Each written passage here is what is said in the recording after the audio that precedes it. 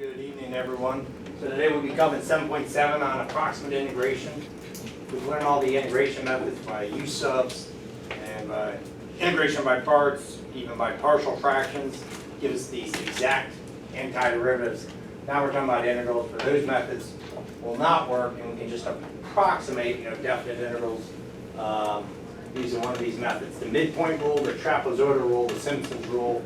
You might be very familiar with the midpoint rule if you did Riemann sums in Chapman Calculus 1. It's the same method, but they still come back and talk about it in this section. We'll talk about error bounds, just to see how accurate you can be in terms of decimal places. So let's start with the integral sum function we're actually familiar with. How about the square root of x?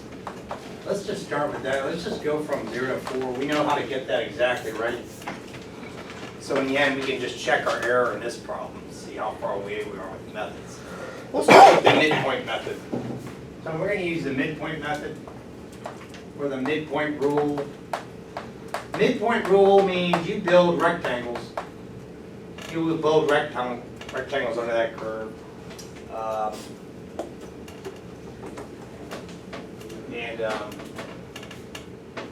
It's a Riemann sum. But you have to be told how many rectangles to make. How about let's use n equals 2. So that n value, when I talk about this n value here, and you even see it in the formulas, we're talking about like how many subdivisions you'll have, how many rectangles you'll actually build. We're talking about trapezoids, we're talking about how many trapezoids we'll have, right? So in this case, let's look at this. We're going to use the midpoint rule. Let's draw a picture of this curve. Square root of x, 1, 2, 3, 4. When you get out to 4, it only gets up to 2, right? This curve just kind of goes like that. Let's go out that far. We're going to estimate that integral.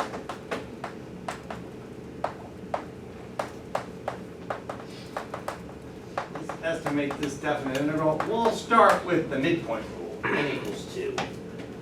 So midpoint rule means we have rectangles. So how many rectangles will I build inside the interval from 0 to 4? 2 of them. So it looks like we'll have one right here where there's the base. I'll make the height. There'll be another one right here where that's the base and that's the height, right?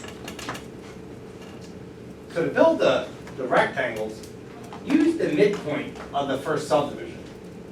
So this is a 1, that's a 2, that's a 3, that's a 4. Does everyone agree if I'm doing the midpoint rule? What's the midpoint value right there? 1. Of the first subdivision, of this first rectangle, 1. What you do is you draw a vertical line and you stop when you hit the curve. This is your height. And you're going to cut left and you'll cut right over that whole subdivision. And you'll see your rectangle. So we're doing this one by hand. To give you a sense of what's going on with this problem. So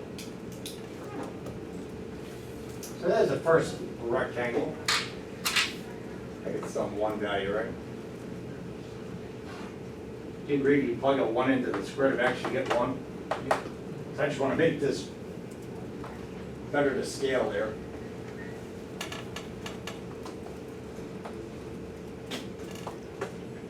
There's 1, there's 2. Get that up there.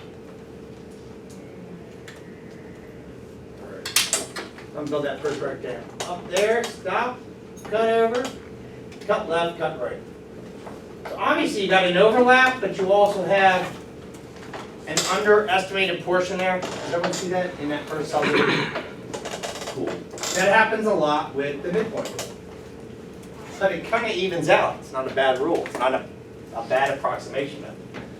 You had an overlap, underlap. And it basically kind of, it's an approximation. And then the second one, I'm going to do the same thing.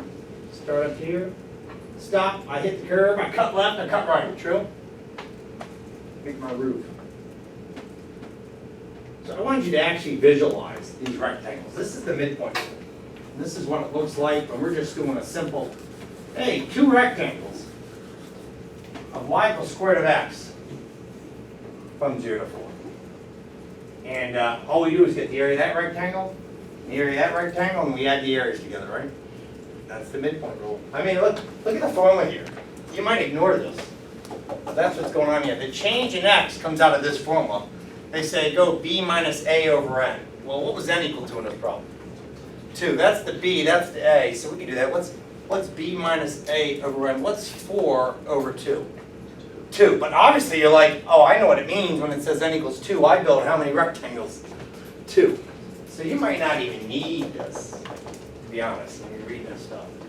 This x bar there, they're just talking about, take the average point right there between these two. The mean, which would be the middle point. Hey, let's just see what we get. Oh, yeah, I can just do length times width plus length times width, right? For this method. That width is 2. In fact, the width of the second rectangle is 2. What's the length? 1. 1. I'm going to write it as a square root of 1. Do you all agree to get this actual height here, I have to plug a 1 into that formula? Even though you all know the square root of 1 is 1, I'm going to write square root of 1 there. And then what will this be? Root 3. He takes the 3, he plugs it into the equation, and gets root 3. And you can apply this to any of multiple problems in this section. I mean, it might be sine of x squared. You're like, okay, I'll take the sine of 3 and then I'll square it. That would be my height. Height would be the value of that function. Hey, so what do we get out of this? If we use a calculator on what's 2 plus 2 root 3? Root 3 is about 1.7. So I'm thinking, everyone, here's me in my head. 1.7, you multiply 2, that's about 3.4-ish. Hit it on your calculator, is it about 5.4? 5.4, or 5.46. Oh, cool, 5.46. Cool. But we know how to get this exactly, don't we? Cool. So now, if you were curious on this problem by the midpoint rule, you could find out exactly what this is and see if this is more than or less than that. We'll do that in a second. But I want to use the trapezoid rule. Was everyone okay with this? Cool, we'll remember this, everyone. We got 5.46 by using the midpoint rule as an estimate to the area under that curve, right? As an estimate to the definite interval. Let's do the trapezoid rule now. The trapezoids, we're going to build trapezoids. Although they're going to look like on the side. A trapezoid, if you don't know, is a 4-sided figure. Right? It's a 4-sided figure where 2 sides are parallel to each other, the opposite sides. They call them the bases. Although the base is going to be up on their sides here, right? So that's what a trapezoid is. It's got 4 sides to the figure. 2 sides are parallel to each other. We call them the bases. For 2 sides don't have to be parallel. These do not have to be isosceles trapezoids or anything, just trapezoids. So let's use the trapezoidal rule. I'll erase this entire picture, draw it again. We recall we got 5.46 with the midpoint rule, right? Yeah, I'll write that down. We got 5.46, n equals 2 with the midpoint rule. Huh? I'll just leave that. Well, let's use the trapezoidal rule. I'll put trap. And let's use n equal to 4. You can definitely put 4 trapezoids in that region, right? And yes, the problems, they present that to you. I'll draw this again. 1, 2, 3, 4.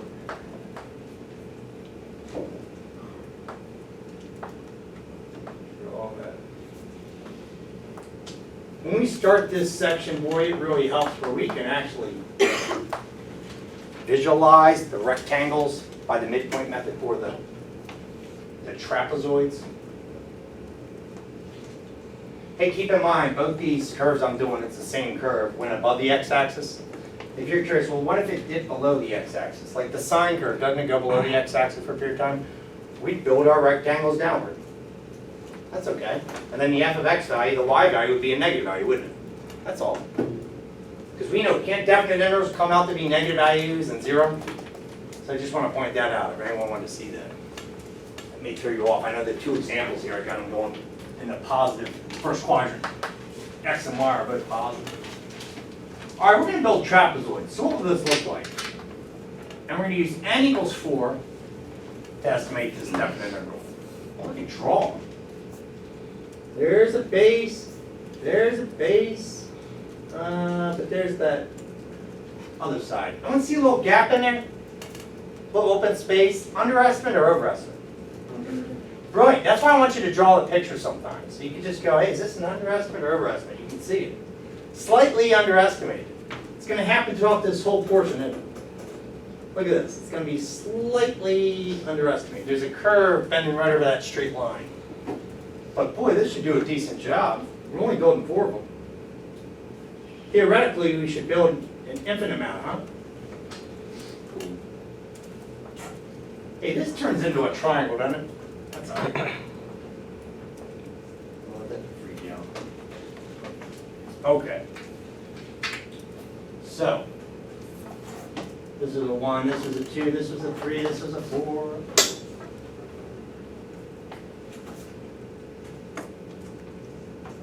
Now, we're not talking about that form over there, we'll build it. Does anybody know the area of a trapezoid? The area of a triangle is what, half base height? Area of a circle, pi r squared. What's the area of a trapezoid? Go back to geometry class. 1/2 times the base times the parentheses, the first height plus the second. So 1/2 times the height times the sum of the bases. This gives the area of a trapezoid. Any trapezoid, 1/2 the height times the sum of the bases. Very good. 1/2 the height times the sum of the bases. So we got to do 4 of these, don't we? Well, let's do it. Let's do it all out.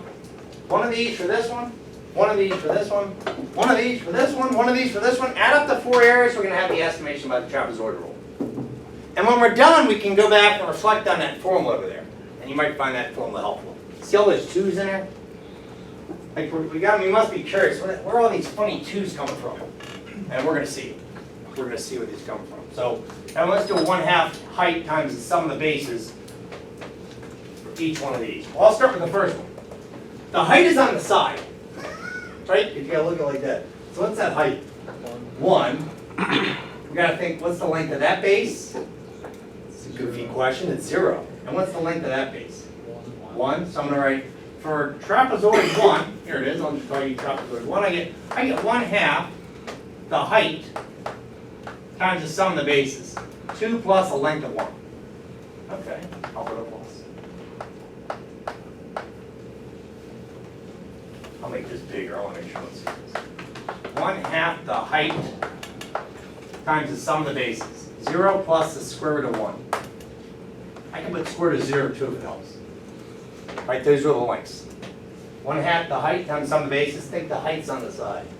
All right, how about trapezoid 2? That was the first one. All right, do the second one. 1/2 the, what's the height? Oh, it's still 1. Cool. It's going to happen on each one. What's the sum of the bases of it? Root 1 plus root 2. Halfway there. 1/2 the height of the next trapezoid times the sum of the bases. Root 2 plus root 3.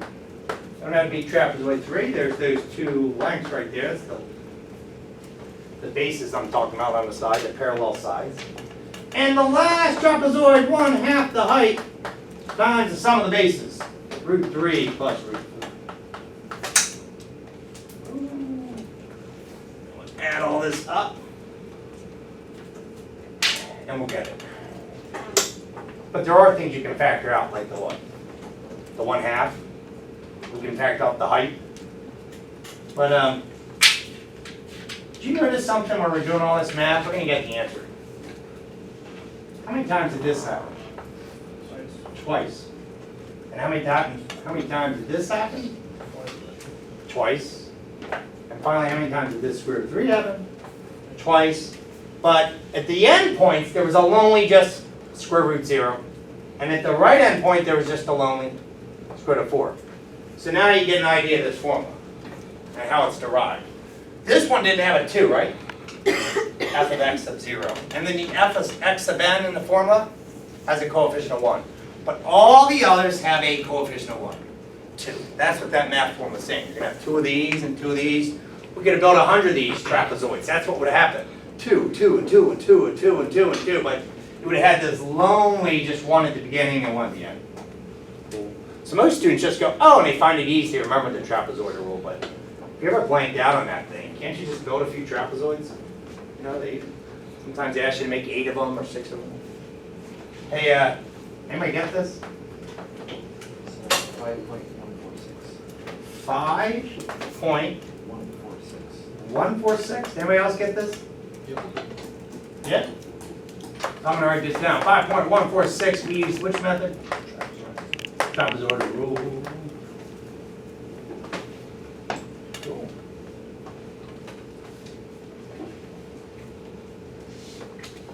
Can I erase? Nice. Yeah, the next time we do trapezoidal rule, we'll go the other way. We'll just run through this. Right? We'll be able to look at this and just go 2, 2, 2, 2, 2. I just want to do it right here. Okay. Hey, I was wondering if we could do something. Can we find the exact area, just see how close these were? So, what's the exact answer? Let me even see what the errors are. How close were these? I mean, we only used 4. What'd be exact? What's that antiderivative? X to the 3 halves over 3 halves means what? 2/3. X to the 3 halves. All right. Plug in at 4. And subtract 0. Remember, 4 to the 3 halves means square root of 4 cubed. You probably did that in your head. 8. You probably do this in your head. 16/3. You could probably do that in your head. How many times is 3 going to 16? 5 point what? 5 1/3. So this is exact. I'm going to put an equal sign. No squiggle, right? On these, we're like, okay, about. But this is exact. So isn't it interesting? Which one was the overestimate? Midpoint. Which one was an underestimate? Trapezoidal rule. We expected that though, didn't we? We saw that. We saw it kept having an overlap. If you're curious, this always happens. Was that graph concave up or concave down? Yeah, so if you're curious on a region that's concave down, did you know that always happens where I'll put a concave down that, you know, I'll put I for exact integral, but the midpoint method will always be, I'll take an N off that, greater than the actual integral value if it's concave down. And the trapezoidal rule will be slight underestimate, with the integral being in the middle, if you're curious. Hey, do you remember the left and right Riemann sums? Remember those? Well, if you looked at that curve, can we just start with a right Riemann sum if you're just curious? A right Riemann sum right here. That'd be a right Riemann sum. Are these underestimates or overestimates? Over. So if you're curious, I could do this. R sub n here for right Riemann sum would be greater than the midpoint method. But there's the exact answer, the exact integral. With the trapezoidal method giving us that slight underestimation, and then I'll put L for left Riemann sum. Do you remember what a left Riemann sum was? You made rectangles, but you used the left side. So look at those rectangles. And here's what a left Riemann sum would look like. Left Riemann sum. See, that was in Calc 1, so we're not going to do the left and right Riemann sums now. But if you built like rectangles using the left Riemann sum, do you notice you get underestimates? You go up to the curve and you stop and you cut over. You go up to the curve and you stop and you cut over. But this really gives you an idea. If a graph is concave down, what would happen? There's your exact answer. Midpoint would be a little bit greater. Trapezoid would be a little less. Now, what if it was concave up?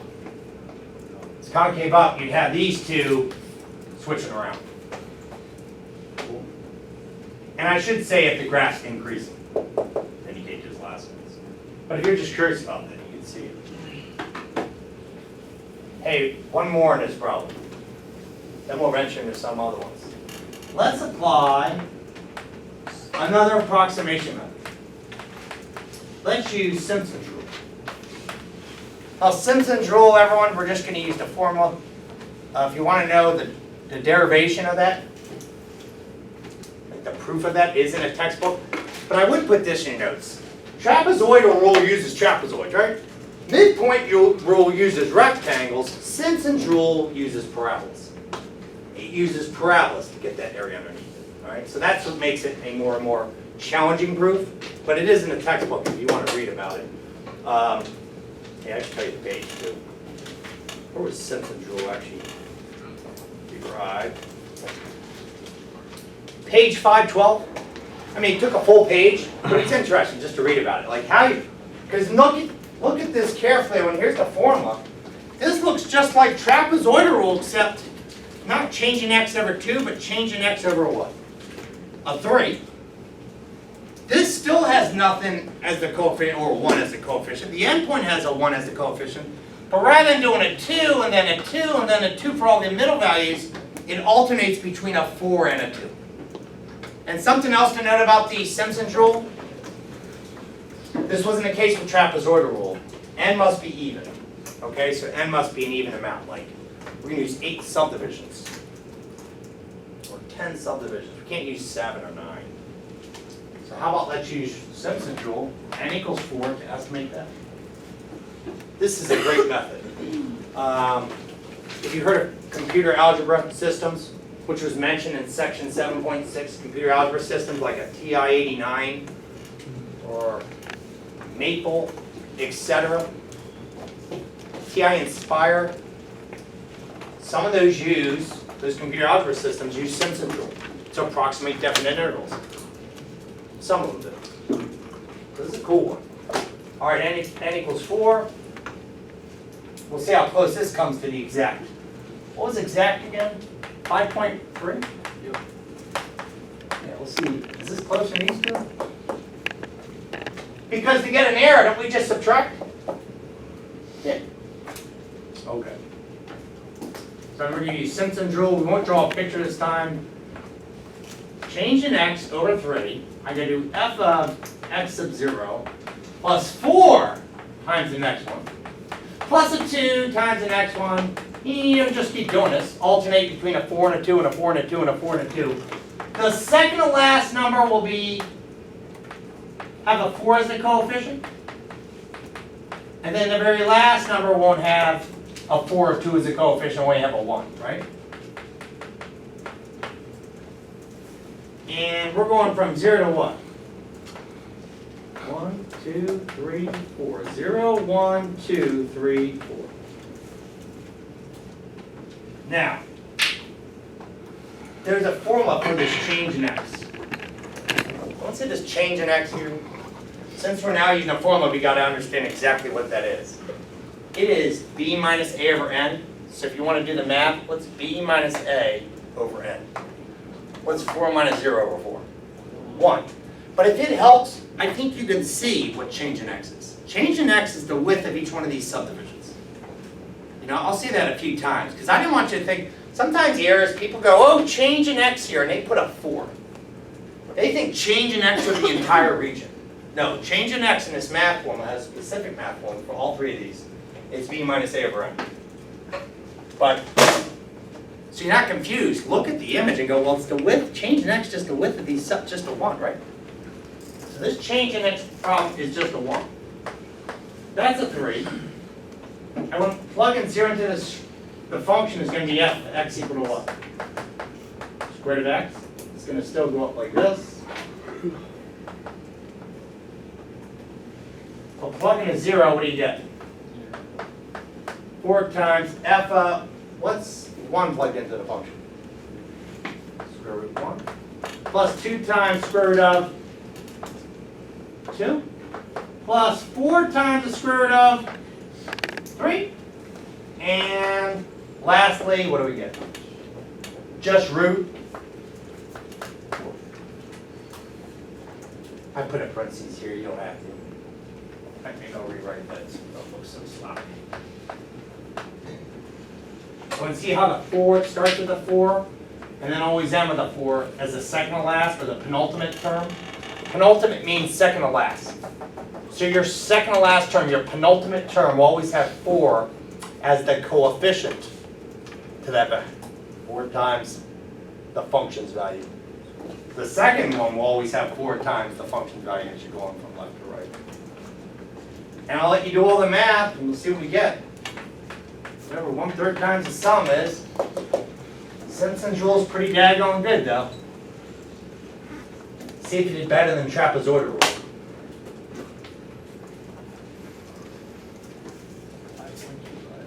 5.25. I'll squiggle. We got the integral to be approximately 5.25 by Simpson's rule. Cool. Hey, is this closer than this value? You know, we can always say I'm going to take the exact integral. Right? We subtract the what? Approximate, we can get that area.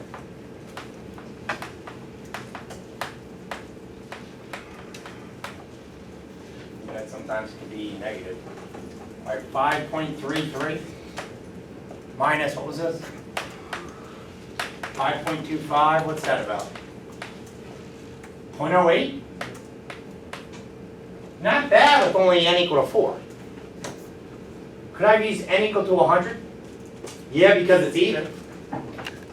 But, boy, it'd be a lot easier with maybe Microsoft Excel or computer, because doing that by hand on a TID4 would take forever, right? Right. He's trying to find it all on that front screen. Cool. Awesome, Kate. So with the end answer, will we have to include the error? No, unless they ask for it. Unless they ask for it in a problem.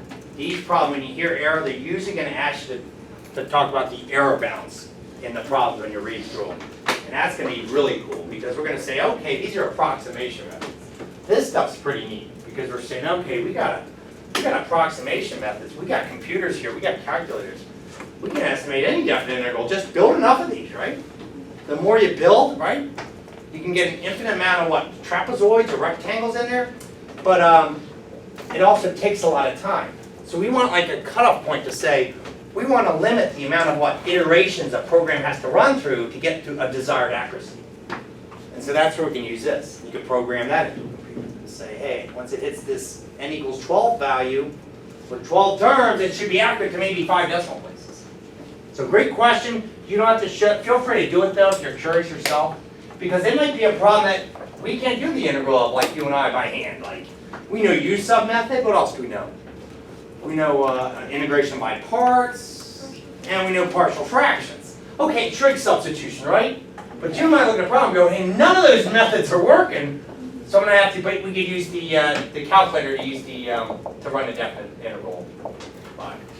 And those calculators, perhaps it's using Simpson's rule, right? I can't guarantee the TID4 is using Simpson's rule, but they also use, there's other approximation methods. I bet you a lot of people in this class are going to take numerical analysis, take that math course. It's awesome, but you get to talk about other approximation techniques in terms of approximating this stuff. But these are fabulous. You'll see those in that course, though. You'll see Simpson's rule again. You'll see trapezoid rule again. Absolutely. Hey, let's try another one. Let's try something that we're not familiar with in terms of, oh, that's an easy integral. Just something where this would apply. How about 0 to 1? Sin x squared. Can we do this one? And I'm going to pick one of the 3. How about let's do trapezoidal rule. Use the trapezoidal rule.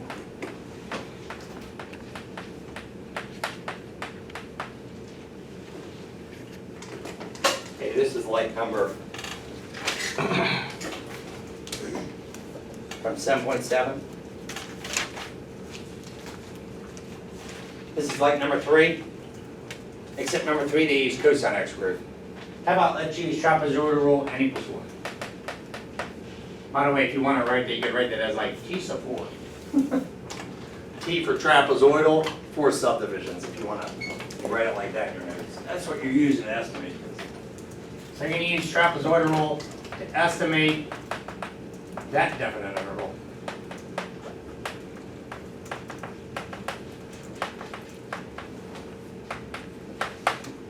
I wanted to do this a few times with you, different methods, different integrals, maybe read it from a table, then we'll talk about the error bounds. I chose this problem for a reason. This is like number 3. Does a U sub work here? Integration by parts, partial fractions, trig substitution. None of those methods are going to work. But we're going to approximate this definite integral by trapezoidal rule. Hey, if you want to examine this with the calculator, just the graph, it's not a bad idea just to see if it's concave up or concave down. We can kind of predict whether or not we're going to have like the error less than or greater than. On the test, are you gonna tell us which method to use? Yes, great question. Dave, you'll be asked which method to use. Now, sometimes usually the problems like this, they have to tell you how many subdivisions. Because Connor might be like, what does he want me to use, 100? Seriously, he can put 100 of these, it'll take forever. Or 12 or something like this, or 16. So those will be very specific, n equals 4, they gotta tell you how many subdivisions. When they give you a table, and I'll make sure we're going to do that very soon. I'm going to give you a table out of the book, a table values or recordings. In actual life, people sometimes just get data and they want to approximate what's going on. Perhaps they're getting a bunch of velocities, they want to estimate the distance that a rocket traveled.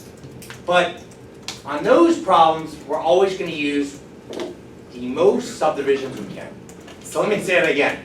If you're given a table, they don't give you this n equals 4 something. So you go, what am I going to use? You're going to use the data you got and use as many subdivisions as you can. Which means you'll just keep making that change in x go by whatever you have in those in the table, if it's going by 3s or going by 6s for the x values. Cool. Hey, this graph, it's sine of x, y equals sine of x squared. Kind of is concave up. Kind of looks like this. It's not that steep. If you want to look at it, feel free to put that in your calculator. Yeah, and you can use what, 0 to 1? See the window? So if it hit 0 to 1, it would just be like... The zoom 0 if it's the entire function. Nice. But looks like it's concave up over the region. Just so we can apply that. Remember that one that was concave down? So hey, trapezoid, just so we can estimate it. I mean, a trapezoid like this, just look at that. Overestimate or underestimate? It's overestimating, isn't it? If the graph is concave up over the entire region, as well, it looks like we're going to get an overestimate with the trapezoidal method. Just something we can, observe, and then we can perhaps hit this on our calculators, use a definite integral, and see what we get. All right, so we're going from 0 to 1. Now, if you want to use this to get change in x, by all means do it. But if I'm using what? 4 subdivisions. Draw this again so one can see this. 1, 2, 3, 4. And if you're using 4 subdivisions, what's that width right there? That's your change in x. I like when you can visualize change in x rather than thinking it's somewhat abstract math formula. Oh, what was change in x again? B minus a over n. Can you see it? It's 1/4. It's 1/4. And that's what I mean. Don't ever let this, because my worry is you do this formula and you accidentally put a big 1 here, or put a big 1 there, or put a big 1 there. It's like, no, in this problem, because they said n equals 4, change in x is that width of each subdivision. In terms of trapezoid, that's that height. So there's your change in x. But obviously, we could have got it anyway. What's 1 minus 0 over 4? That's 0.25. So I'm getting 0.25 or 1/4 divided by, all right, it's trapezoid, divided 2 or is it 3? 2. So we divided 2 with trapezoidal rule. We divided 3 with Simpson's rule. All right. Now I'm going to do f of 0. So it would be sine of 0 plus, 2 sine of 0.2. good, put the 2 down. 2 sine of, what's this next number here? That was 0. 0.25? I'll put that in. Squared. Notice I'm putting it into the, yeah, I should write sine of 0 squared. Every time I'm taking the x value. 0, 0.25, that's a 0.5, that's a 0.75. I'm taking each x value and I'm substituting it into the function. 2 times sine of 0.25 squared plus 2 times sine of 0.5. 0.5 squared plus 2 times sine of 0.75 squared, and the lonely, lonely end doesn't get the 2, it's just the sine of what squared? 1. Now this can throw students off. What was n equal to in a problem? When somebody hitting it on your calculators, that's wonderful, because you're going to help us get this answer. Don't let this bug you. N equaled what? 4. 4 trapezoids, right? Look carefully at my math. How many numbers do you see between the brackets? This will happen. So I didn't want that to bug you. That's exactly what will happen. You go, see, I don't want you to start being on a test and going, why am I at 5 and I'm doing something wrong? This is exactly correct. But with n equals 4, you still have your 4 subdivisions. It's just what came out of it when we did that math. So if n equaled what? 12? You'd have 13 values in there, wouldn't you? That's what would happen. Hey, what is 1/4 divided 2? 1/8. So some of you might type 1/8 and then type all this into your calculator. Be careful because of all the parentheses, true? Just be very, that's all we say. What mode? Because it's a trig function. Will you check your mode, make sure it's in radian mode? Another reason I want to do this problem with you, I didn't want you to go home tonight and go, why am I not getting the answers in back? It might be the mode, you might be in degree mode. These are radian values. 0.25 radians. 1 radian. I did it, so I'll see if you got what I got. Hold up. 0.31597.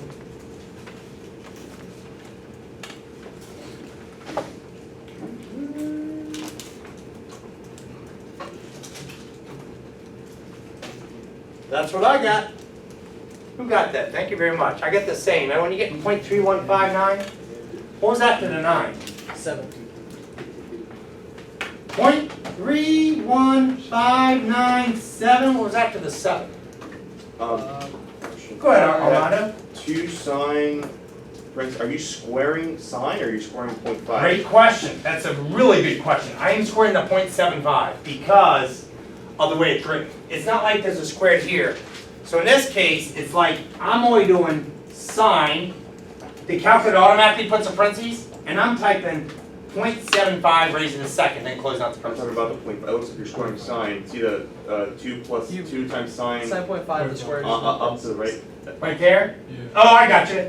Armando, thank you. I'm going to put this. He's saying you got a typo in that writing, and I appreciate that. This should be 0.5 raised to the second and then close the parentheses.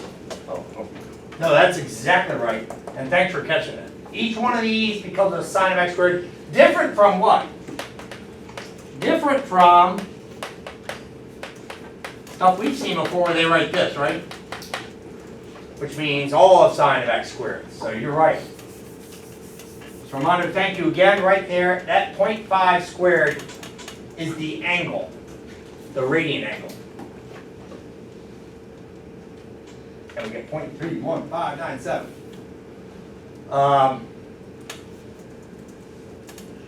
Is everyone getting there? Now, is someone to use Math 9 to see the exact? It's about 3.10. same amount of decimal places. Sure. 0.310268. So when we're using Math 9 over calculator, CID 384, which will run a definite integral, and say, hey, and just make sure in radian mode, we'll see, man, how close was this? What was it again? 0.310268. And we won't do it now, Kate. I know if you go, if you wanted to, you go, what's my error? You can see how close it is. Just when n equaled up 4 trapezoids.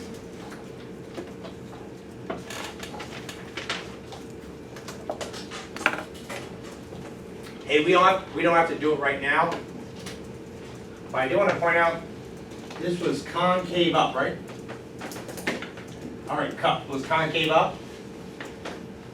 And what happens when it's concaved up? Well, let's let I equal the exact integral. The trapezoidal rule will always be this overestimate, which it is in this case, do you all agree? And you know who would be a slight underestimate? The midpoint rule. If you're curious, the midpoint rule would have been a slight underestimate. Trapezoid slight overestimate. Hey, we will not compute it now. Well, once everyone has this copy down, can we just talk about, you have to compute it. What would you do? What would be different about Simpson's rule? Because there's not much changes in these numbers up here. It's not much that we have to change. It would be, You might put it in your notes, you don't have to compute it, it's just what would you do? It's not much. it would be 112. I'm okay if I write over this thing? Good, so I'm just gonna go. If we use Simpson's rule, this changed to a what? Alright, so I'll go, that becomes a third. But this stays the same. That number there turns into 4. Then it alternates. 4, then 2, then 4. And you would keep alternating this. Mark that we knocked out the 2. And then you add the lonely thing. So even if n equals 20, if you had 20 of these, you'd get initial number, and you have 4, then a 2, then a 4, then a 2, then a 4, then a 2, then a 4, then a 2. Then you'd have the second to last coefficient would be a 4, because n equals is even, and then the last number would be lonely. So you will never, ever, ever encounter, in Simpson's rule, you'll never, ever encounter that the second to last number here, this, is a 2.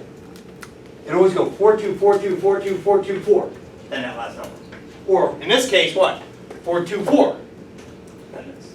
Maybe 4, 2, 4, 2, 4. Then this. Because we're always going to have n even. I don't want you to think, like, if you ever found yourself going 4, 2, 4, 2, and then this, just go back and go, wait, I made an error somewhere. Well, everything else is the same, right? Cool. Simpsons use parabolas. Hey, now we're going to do this from a table. Let's do this from a table.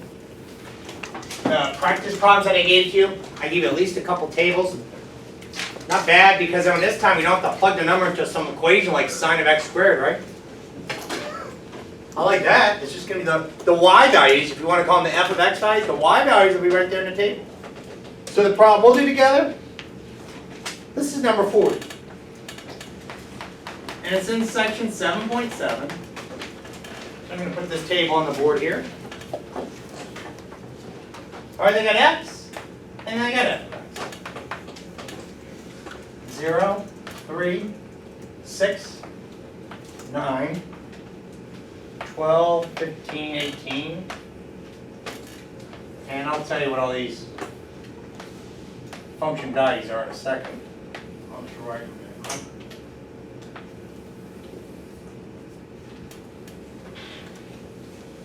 All right. 0, 3, 6, 9, 12, 15, 18.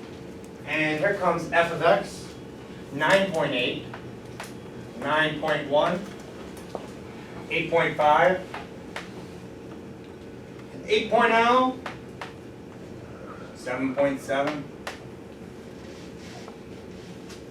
7.5, and 7.4.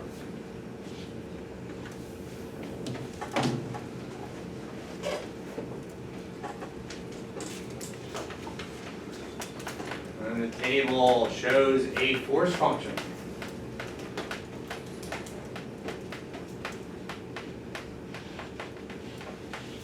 F of x,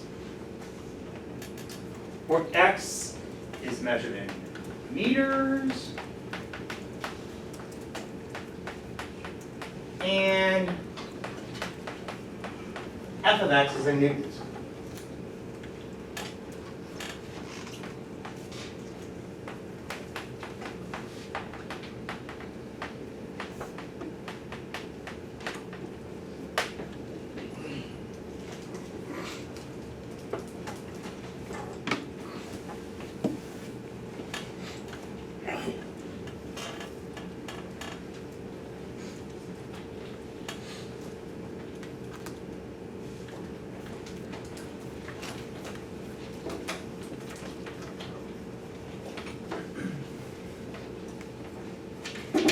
Here's the question.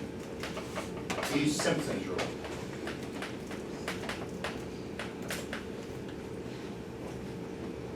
To estimate the work done.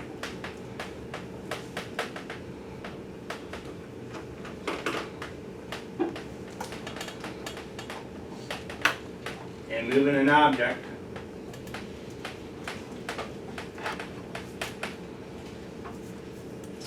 A distance of 18 meters.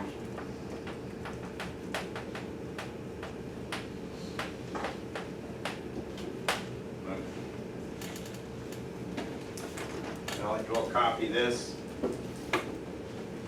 Hey, as you're copying, if you recall Connor's question, about 20 minutes ago, they will always give you the end value, like use n equals 8, or use n equals 10, or use n equals 6, except for these tables. They don't tell us, I would have written it down for you, use Simpson's rule. And so we're going to use as many as we can in terms of subdivisions. So what we're saying is, yeah, we're going to make each time this change in x, what's the distance from here to here? 3? That's your change in x.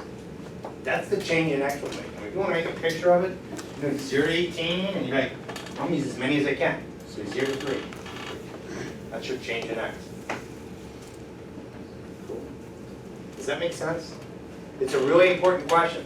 When I give you these tables, I want you to use as many subdivisions as we can from the presented data. These are real data values. Yet we want to somehow, use Central to estimate the work done. We know that work equals, well, force is constant, force times distance, but it's not constant, so we're do the integral from a to b of f of x dx. But we're just going to estimate this with right?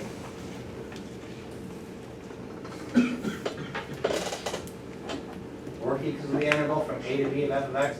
Hey, what are some other examples you see from the book before we work out this problem? They may give you velocities, and they'll ask you to estimate the, what do you think? What would be the integral of that, antiderivative? Acceleration. It'd be, well, that'd be derivative. So we go the other way. Distance, right? So if they'll give you velocities of, say, a vehicle, a motorcycle, a car, at different points, and okay, can you estimate the total distance?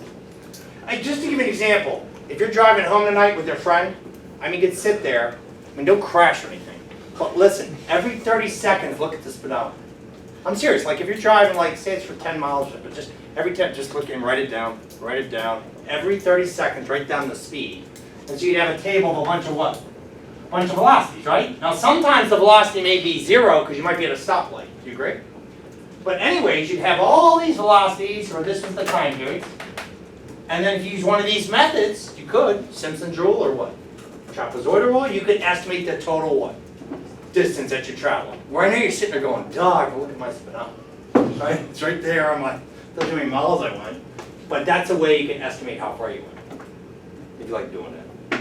So, and I won't joke about doing that for bonus, because I once did that.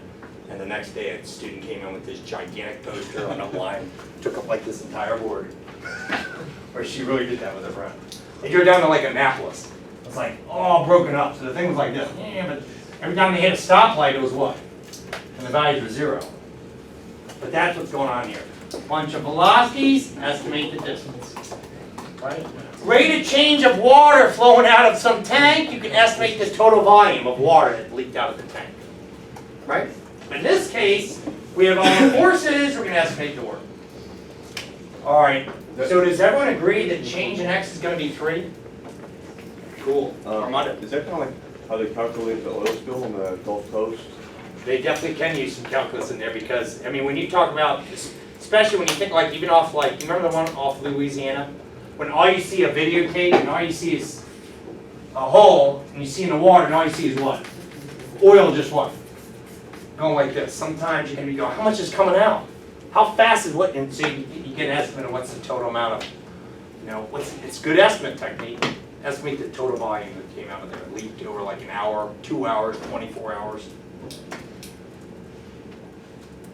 Okay.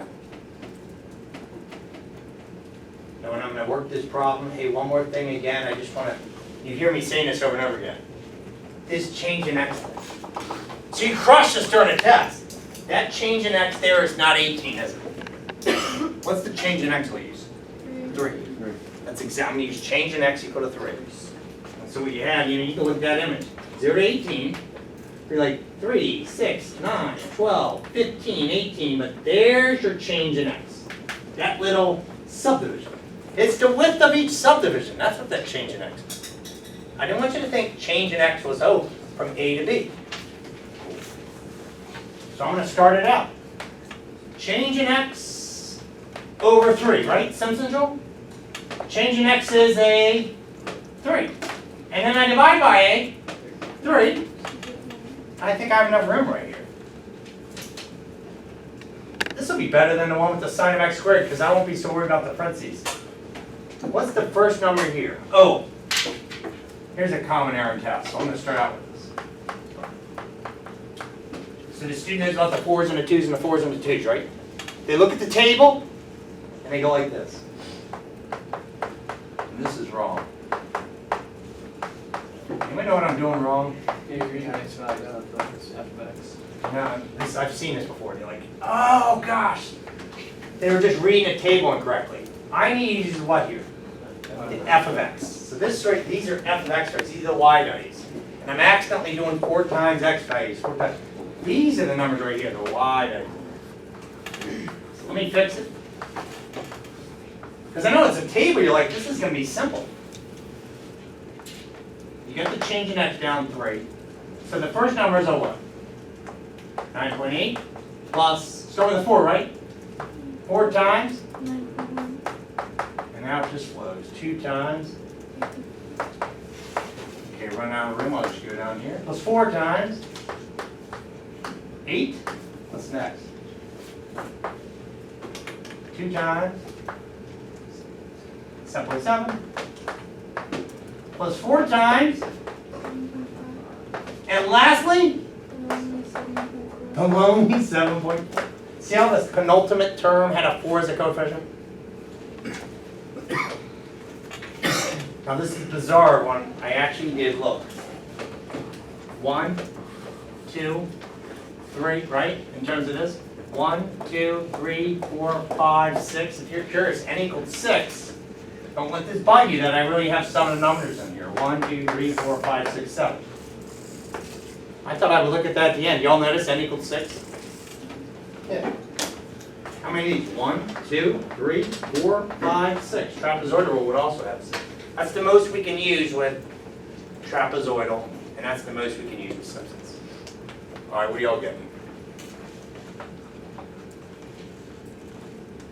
148. Anyone else get 1.8? What's the units? Starts with letter J. Joules! Yeah! Because then when they had X was measured in meters, the force was measured in newtons, my work will be 148 joules. Cool?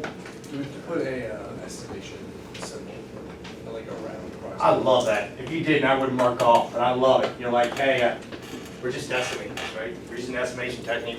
What's so neat about this, though, goes back to Armando's problem. I mean, this can happen in real life, right? People don't have a function to model this, but we can just get an estimated. Another technique is you can use regression. Anybody ever done regression? And you get like a regression curve to go through these points. Maybe some kind of, not to be a straight line, and then you use that, and then you can do a definite interval of that. Any questions on that? And again, we don't have to write it out, but we don't even have to solve it. What would trapezoidal rule do here? I just had a. Oh, go ahead, question. Could you go over the delta x over 3 one more time? So the delta x over 3 is part of the formula, but where did you get the 3 on top of the delta x? So this is called the delta x. The difference in x. Yeah, but what it is, it's not the entire region. It's probably one of the major errors made on tests. Come on, and people think change in x, I see it went from 0 to 18. I'm thinking change in x is this. No, it's only the width of one subdivision. And in this case, they didn't tell us what n is equal to, which throws us off. So we're going to use as many as we can. So if you would have used, say, 6 to 9, Oh yeah, 9 minus 6 is what? 3. You could have done 18 minus 15. That's what you'll do with Simpson's rule. And same thing with trapezoid rule. I mean, it's a really good question. You go, what am I going to use? And the big, I don't want you to think accidentally that I put a big 18 here. I mean, there's a math element to it, but they didn't tell you n. Now, do you notice n equals 6? We're going to do 6 subdivisions. You could have done that and said, all right, I'm going to make 1, 2, 3, 4, 5, 6 subdivisions. Then you could have done this math, 18 minus 0 over that 6, giving you the what? The 3. I prefer, it's up to you, but I prefer that you look and visualize, go, that's my change of x. I can see it. It's just going to be the width of each subdivision. Now I do have to point something out, I don't want to confuse anybody. If you did use midpoint rule, then we need midpoints, don't we? So if you want to think about it carefully, midpoint rule, I don't think we can use change in x of 3. Because look, there I midpoint now, they didn't, I don't know what's going on at 1.5, you agree? So by midpoint rule, I think that the most we can use is what? We do one rectangle from there to there, right? 0 to 6, then we can do the what? 6 to 12, and then the 12 to 18, do you agree? So how many rectangles would that be? 3. 1, 2, 3. Anyone see that? If you did it with this, it would be easier to see it here. Armando, if we had to do rectangles and do midpoint rule, we need midpoints. There's 0, 3, 6, 12, 15, 18. We'd say, okay, we got that number. We get in the midpoint, there'd be one rectangle right there. Then we can do another rectangle here using the midpoint 9, and but drawing a picture always helps. Always helps.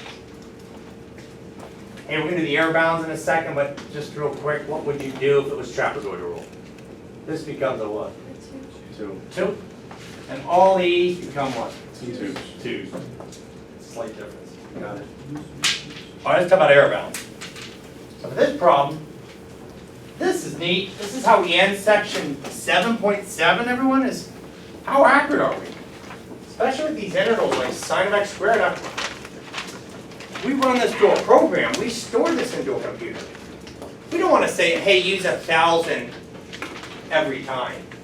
Let n equal to 1,000. That can take up a lot of time, true? So we're trying to use the fewest amount that you need for the desired accuracy. It saves a lot of time. Has anybody ever seen these old scientific calculators? I mean, it's just neat. We used to race them on the factorial button. So I'm talking about like a scientific calculator from the 1980s, and I'd race my calculator versus my friends. We both bought them at Radio Shack. I'd say, all right, let's do it. We type in like 65 factorial into the calculator and hit enter. But what's the calculator doing? 65 factorial means 65 times 64 times 63 times 62. They both had to what? Race through that. But it was running through a program. You follow me? And so there'd be a slight delay. We'd hit enter and be like, and then my screen would pop up with the answer. Or maybe his would beat mine. Now with these, it's just what? It's instant. It's like, boom. Oh, that's With Casio. upgrade technology, right. But yeah, it'd be like a Casio EP500 versus the Radio Shack version, etc. But it's kind of neat, but that's